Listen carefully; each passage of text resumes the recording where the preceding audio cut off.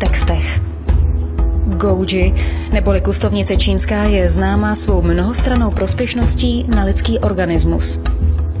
Pochází z vysokohorských oblastí čínské provincie Ningxia.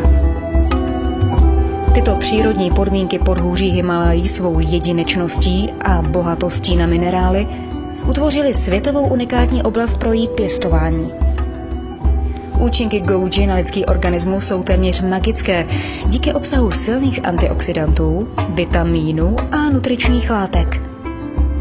Gouji je také nejbohatším zdrojem karotenoidů na Zemi.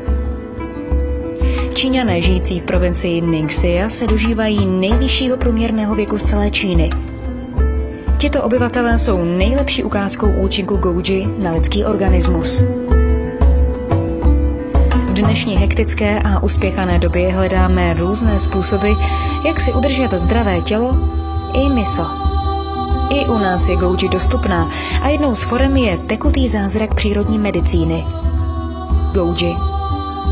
Gouji je 100% přírodní koncentrát vyrobený z plodů gouji. Osvěží a povzbudí váš organismus. Pravidelným užíváním gouji v různých formách prokážete nedocenitelnou službu svému tělu. Pijte pravidelně gouji a budete překvapeni, jaký má tento tekutý zázrak přírodní medicíny blahodárný vliv na vaše tělo i mysl. Gouji, elixír z podhůří Himaláje.